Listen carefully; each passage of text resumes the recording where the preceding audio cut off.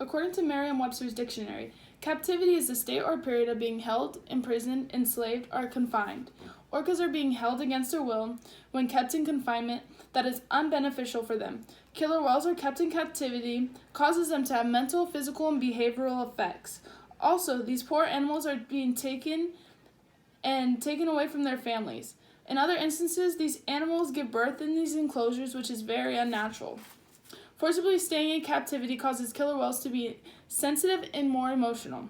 These massive animals are not meant to be in compacted enclosures, but they are supposed to be in the ocean. Some mental effects are caused by separation of the known, boredom, stress with nothing to do all day, forced relationships, and also defying instincts.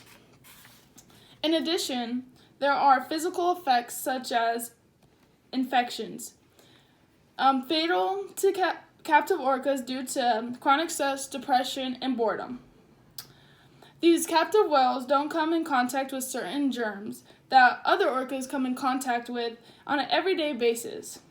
Not only that, but there is poor dental health in captive orcas because they chew on their enclosures. Worn teeth with the pulp exposed causes a heart disease. Also, there are behavioral effects. These behavioral effects can be violent to people, chewing on their enclosures, and showing aggression towards other orcas. The emotional side to this is whales are closest to humans in intelligence. Areas in the orca's brain associated with social complexity, self-awareness, and emotional complexity are highly developed. They make sure everyone in their pod eats. Also, if one whale is injured, the other whales will hold its head up so it can breathe at the surface. In addition, if a male orca mother dies, then he will refuse to eat and he often dies too. This shows that these orcas have an emotional side that they do not belong in captivity. Also, in the wild, they have found 12 different ecotypes. These different ecotypes can be known as pods. They have different cultures, different languages. They eat different food sources, such as they can eat seals or salmon, and also they have different callings. They can even be considered different species.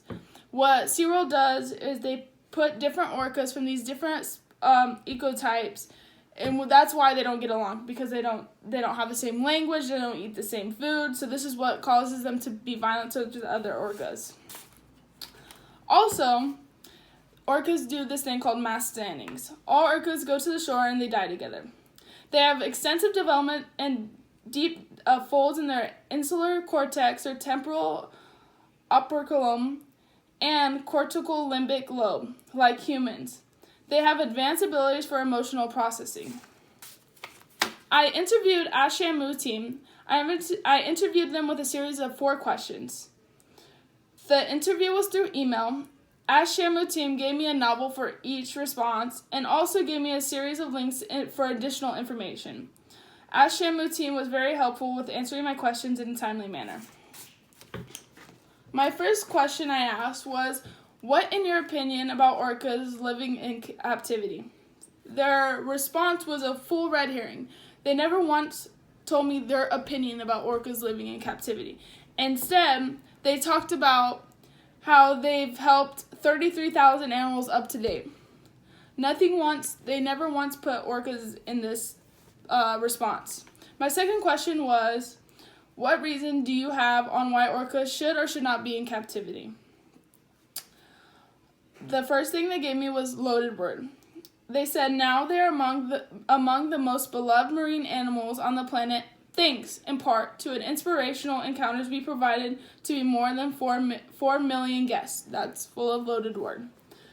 One thing they actually did say in response to make me feel more comfortable about orcas living in captivity is, the new vision of SeaWorld reflects changes in society, and SeaWorld's evolution with those changes included ending killer whale breeding, creating new inspiring natural orcas encounters, and new partnerships to protect orcas and marine animals.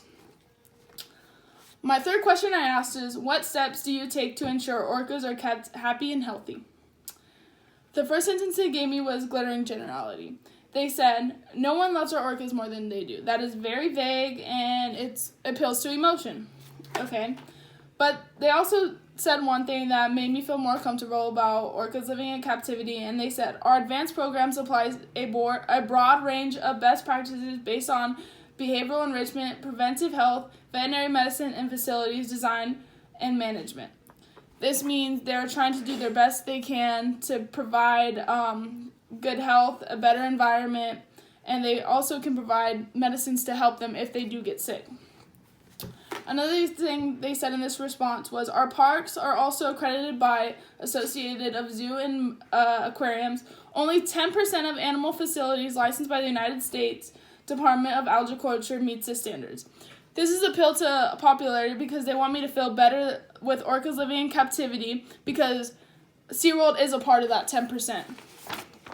The last question I asked was, if an orca is depressed or sad, how do you help its emotional state? They gave me that we recognize these animals have involved, complex behavioral capacities and problem-solving strategies to succeed in the ocean. This shows me that they realize how smart and intelligent these animals are, so they try to give them different strategies and things to do in captivity to help them.